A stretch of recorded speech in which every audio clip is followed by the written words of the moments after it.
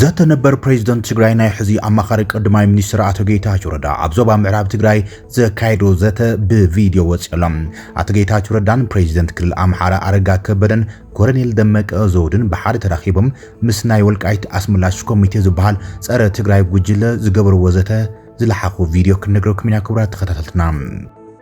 እዚ ከምዚሉ እንከሎ ምክትል አቦምበር ህወሓትን ምክትል ፕሬዝደንት ጊዜያዊ ምሕዳር ትግራይን ዝኾነም አቶ አማኒል አሰፋም ሎማዓልቲ ምስ ቢቢሲ ኣብ ዝገብሮ ቃለ መሕተት ንዶክተር ደብረጽዮን ወይዘሮ ፈትለወርቅን ሕተትዎን ዝበሎም ኣዘራራቢ ጉዳዩን ክነካፍለኩም ኢና كمون لومعالتي بريزيدنت أمريكا دونالد ترامب دحرتي بمنفس عوت زعوجة تخصي دوناي مبارس ممعنات متقعتي مغصالو عبلع إسرائيل إيران حرقانو قليز ألام أتي سممعنات قن انتخونم حزي ناب تكبار كم سسقاقره انها تقلص ايزولو بزعبازي كوينات اسرائيل ايران كمون بريزيدنت امريكا دونالد ترامب ذهبوا ازرار برئيتون كن نبركم من اكبراتنا سلامتنا ابزلكم يبصحكم تግራይ ሆራይዘን ዜናታትና ተካታተሉ ለኹም ሰብስክራይብ ላይክ ሼር እናግበርኩም ዜናታትና ተከታተሉም ናብ ካልኦት ይዕረኽትኩምን መቅረብኩምን አካፍሉዎም ሰናይ ምክትታል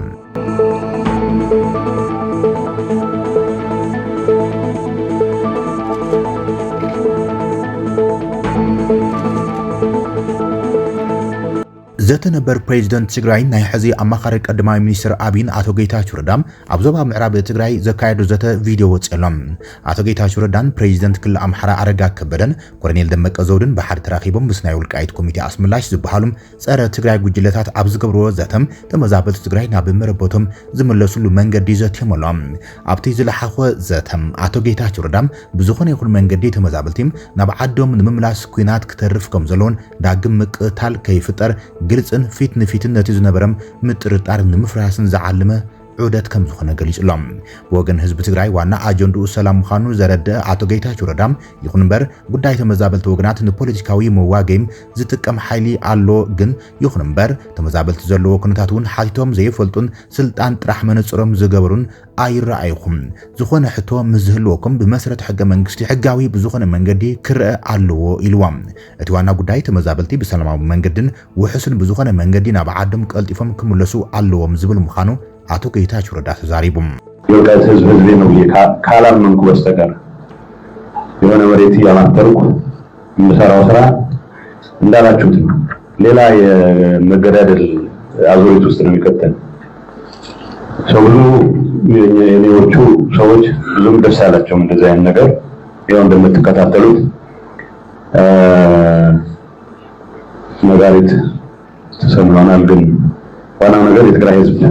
አጀንዳ የሰላም አጀንዳ ነው እዚህ ላይ ምንም መጠራጠር የለብንም እኔ አሁን በሰራዊት ገባለን የሚባለውን ሐሳብ በጣም ማለቅፈው በሚስካልኩሌሽንስ የተፈጠሩ በአስር ሺዎች ያጣንበት ጦርነት የሚደገምበት ሁኔታ መኖር የለበት የትግራይ ወጣት በሰላም ሁሉም ነገር አልቆለት ጠበንጃውን መልሶ ወደ ሰላማዊ ኑሮ መመለስ የሚፈልግ መሆኑን አውቃለሁ ተሰማላችሁ በርከት ያለ በአስር ሺዎች የሚቆጠር ይሄ ነገር ያካሄድ አልጣመንም ብሎ የኤርትራ መንግስት መጫወቻ ለማድረግ የሚደረግ ቅድም ጽምዶት ለው ነበር የጠየቀው ይቅርታ የለም በዛኛው በደል የፈጸመ መንግስት ትግራይ ውስጥ አሁን ተመልሶ ከስልጣንና ከስልጣን ጋር ብቻ የተቆራኘ ስለሆነ ኃይል ትንሽ እድሜን ያራዝምልኛል የሚለው እንደገና ሌላ ኤንጌጅመንት ጀምሯል ለትግራይ ህዝብ ይጠቅመው ምንድነው ማንም ሰው ደንተው አይደለም ይሄንን ከማድረግ አንፃር እዚህ ቦታ መተን እንደ እንትንም የሚውለው ስለ ተፈናቃይ አይተው ማያውቁ ተፈናቃይ ማይተው ያውቁ አይተዋቸው አያውቁ ጠይቀዋቸው አያውቁ ምን ይታከማሉ ምን ይበላሉ ብሎ የሚጨነቅ ሰው የለም ግን የተፈናቃይን አጀንዳ ሌላ ግርግር መፍጠሪያ አድርጎ የመጠቀም አባዜ ስላለ ይሄንን ማስቀረት መቻል አለበት ተመሳሳይ ነው ፍላጎታችን ተመሳሳይ ነው አስፒሬሽናችን የመጀመሪያው ግንኙነታችን ይሄንን አይስ መስበር የሚሉት እንትኑን የመጀመሪያውን ግድግዳ የማፍረስ ስራ ነው አሁን ያረግና ያለነው አቶ ጌታቸው ረዳ ምስ ጋዜጣ አዲስ ስታንዳርድ ኣብ ዝሃቦ ቃል መሕትውን ኣብ ወልቃይት ይኹን ኣብ ጸገድም ናይ መንነት ሕቶ ኣሎ ዝብል እምነት የብለይን እንተዳ ሃልዩም ኢኮኖሚያዊ ረብሓ ይክብል ገሊጾሎም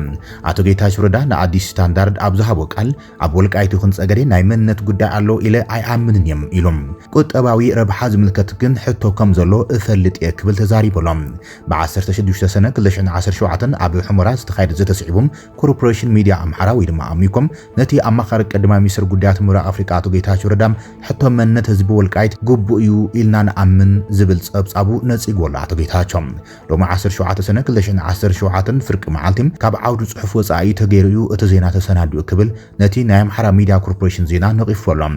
ኣብቲ መድረኽ ዝገለጽኩም ኣብ ወልቃይት ይኹን ጸገዴ ናይ መንነት ጉዳይ ኣሎ ኢለ ኣይኣምንን እዮም ናይ ቁጠባዊ ረብሓ ጉዳይ ከም ዘሎ ግን እፈልጥ እዮም ይኹን እምበር እምነተይ ከም ቀደሙ ይግጽለሎም ኣሎ ኢልኩም እንተኣሚንኩም ሽዑ ዝኾነ ጉዳይ እንተልይኩምን ብሰላማውን ብሕጋውን መንገዲ ጥራሕ ክፍትሕ ኣለዎ ክብል የተዛሪበ ክብል ንአዲስ ስታንዳርድ መረጋገጽ ይብሎም ኣብቲ መድረኽ ዝተረኸቡ ሰባት ዝበዝሑ ኣባላት ኮሚቴ ኣስምላሽ ከም ዝኾኑን ናብ ደጉዓ ከባቢታት ከይድና ምስ ህዝቢ ክንዛረርብን ስምዒት ህዝቢ እንታይ ምዃኑ ሙሉእ ብሙሉእ ክንርዳእ ክንጽዕሪና ኢሉዎም ከም ዝነበረ ገሊጾሎ አቶ ጌታቸው እቲ ቀንዲ ነገር ኩሉ ጉዳያት ብሰላምን ብሕጋውን መንገዲ ክፍትሕ ኣለዎ ዝብል እምነትናም ዘጉልሕ መግለጺ ይሂበ ኢሎም ትማሊ ኣምሓራ ሚዲያ ኮርፖሬሽን ኣማኻሪ ቀዳማይ ሚኒስትር ጉዳያት ምብራቕ ኣፍሪካ አቶ ጌታቸው ረዳ ሕቶ መንነት ህዝቢ ወልቃይት ምኹን እዩ ኢልና ንኣምን ኢሉ ብምባል ጸብጺብዎ ነይሩ እዮም እዚ ድማ ብዙሓት ሚድያታት ተቐባቢለኖም ገለ ብወገን ተጋሩን ኣብ ልዕሊ አቶ ጌታቸው ረዳ ነቐፌታታት እንተቕርቡ ተዓዚብና ነርና ጉዕዞን ዘተን አቶ ጌታቸው ረዳ ድማ ብሓደ ፍሉጥ ትግራዋይ ጀነራል ናኣዳር ኺበሎም ጀነራል ተክለ ብርሃን ወልደ አረጋይ ጉዕዞ ጌታቸው ናብ ሕሞራም ዝናኣን ኢልዎም ጌታቸው ረዳ ናብ ሕሞራ ዝገብሩ ዑደትን ዘስምዖ መድረን ከድንቕፈቱም ጸገማቱን ቅርሕንትን ብዘተን ድርድርን ምፍታሕ ስልጡንነት እዮም እዚ ተግባር ድፍረትን ፖለቲካዊ ብስለትን ከምኡን ብሔራዊ ረብሓ ምቕዳምን ይሓትት ህዝብና ውሕስ ብዝኾነ መንገዲ ናብ መረቦት ክምለስ ምስራሕ ካብ ፖለቲካዊ ቁማር ወጻም ብሰብኣውነት ዓይኒ እዩ ክረአይ ዘሎ ብምባል ናኣዱን መፍትሕ ሓሳብን ክኸውን ዘለዎን ኢሉም ኣብ ኤክስ ገጹም ኣካፊለሎ ጀነራል ተክለ ብርሃን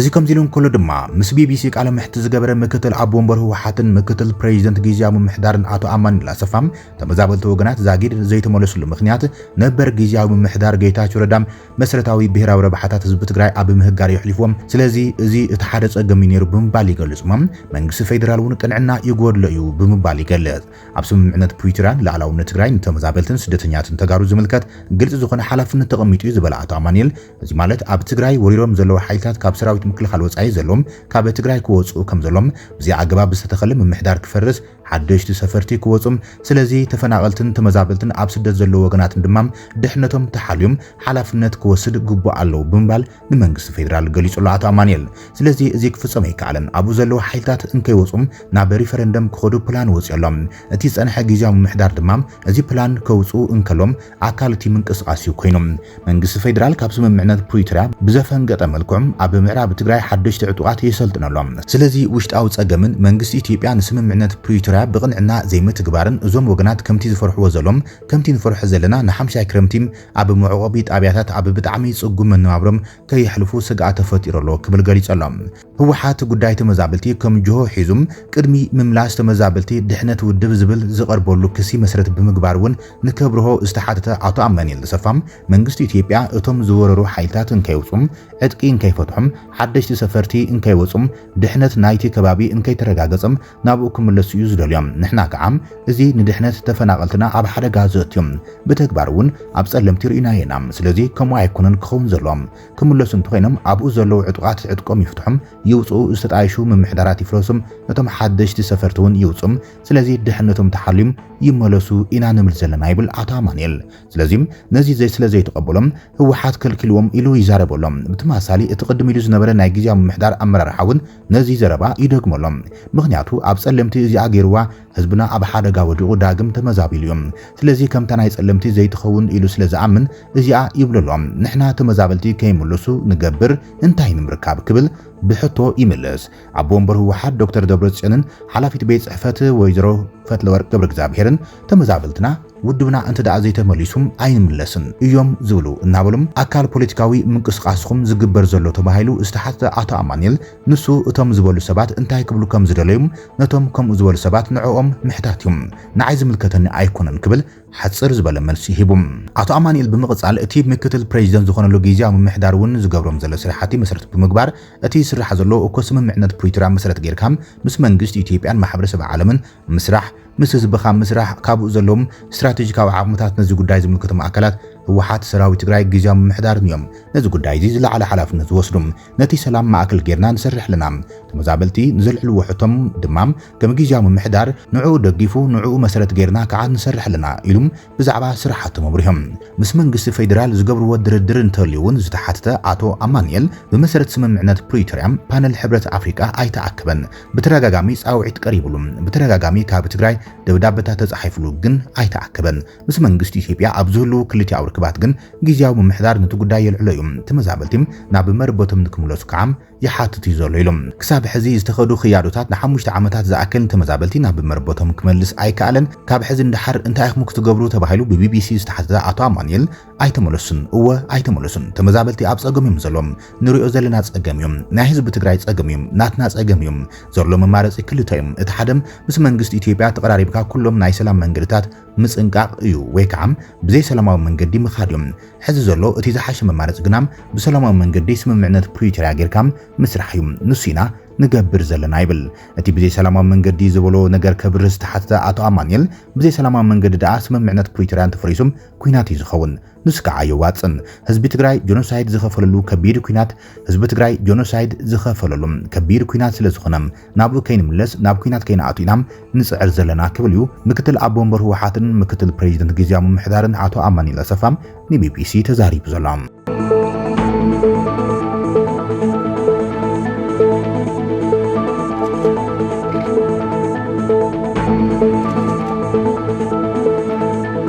ፕሬዚደንት ኣሜሪካ ዶናልድ ትራምፕ ድሕርቲ ብመንፈስ ዓወት ዝዓወጀ ተኽሲ ደውናይ ምባል ስምምዕነት እስራኤልን ኢራንን መጥቃዕቲ መውጻሉ ኣብ ልዕሊ እስራኤልን ኢራን ዘሎ ብስጭትን ቁጥዕን ገሊጾም እቲ ፕሬዚደንት ካብ ዋይት ሃውስ ናብ ጉባኤ ኔቶ ኒዘርላንድስ ዘሄግ ቅድሚ ምብራሩ ንጋዜጠኛት ኣብ ዝሃቦ መግለጺ ነቲ ስምምዕነት ሰላም ኣብ ምትግባር ብድሕሪ መጋረጃ ዘጋጥም ዘሎ ጸገማት ብንጹር ዘቃልዕ እዩ ናይ ሎማዓል ተጓንፎ ኢልዎም ትራምፕ ሎሚ ሰሉስ ንግሆ ብኣቋጽር ኣሜሪካ ኣብ ማሕበራዊ መራኸቢታት ገጹ ኣብ ዝለኣኹ ሓጺር መልእኽቲ ንክልቲኡ ወገናት ምንቃፍ ብተግባራት እስራኤልን ኢራንን ሕጉስ ከም ዘይኾነ ገሊጾሎም እቲ ፕሬዚደንት ነቲ ወቀሳ ዘቕረበም ወግዓዊ መግለጺ ክልቲን ሃገራት ምስ ተግባራትን ስለ ዘይተቃድዎ ምዃኑ ገሊጾም ቀዳማይ ሚኒስትር ኔታንያሁ ኩሉ ዕላማታትና ኣዕዊትና ኣለና ብምባል እቲ ጎስጓስ ከም ዝዛዘመ ክውጅን ከሎም ሓይልታቱ ኣብ ዝተፈላለዩ ቦታታት ኢራን መጥቃዕቲ እናካይዱ ከም ዝውዓሉ ጸብጸባት ኣመላኺቶም ብተመሳሳሊ ፕሬዚደንት ኢራን መስዑድ ፔዜሽኪያን እስራኤል እንተዘይጥቃዕትና ኣይንጥቃዕኒና ብምባል ንሰላም ድሌት ከም ዘለዎ ካን ተገለጾም ሰራዊት ኢራን ዋላውን እቲ ተኽሲ ዶም ምባል ምስተዓወጀም ናብ እስራኤል ሚሳይላት ከም ዝተኮሰ ተገሊጾም ተንተንቲ ፕሬዚደንት ትራምፕ ንክልቲን ሃገራት ብግልጺ ምኹናን ነቲ ስምምዕነት ሰላም ንምድጋፍ ዘለዎ ቁራጽነት ዘንጸባርቑ ምዃኑን ብሓንሳብ ድማ ክልቲኦም ወገናት ካብ ቁጽር ወጻኢ ይኸዱ ከም ዘለዉ ዘርኢ ምዃኑ ገሊጾም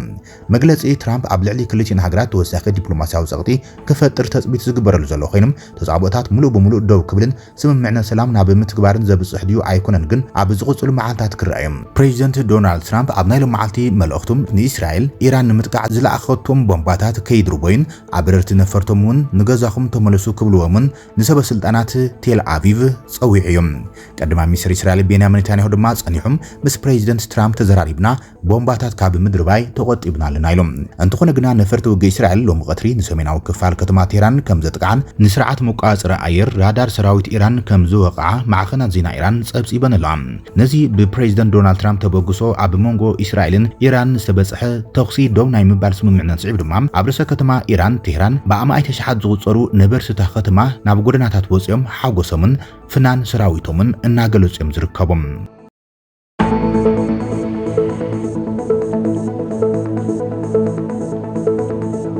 ክብራትን ፍትዋትን ተኸታተልቲ ዜናታትና ነዚ ሰዓት ዘተኣኻኽብናይ መሓደሽ ምዕባለታት ኣብ ዛዚምና ንሰናይ ምክትታልኩም ነመስግን ሰላም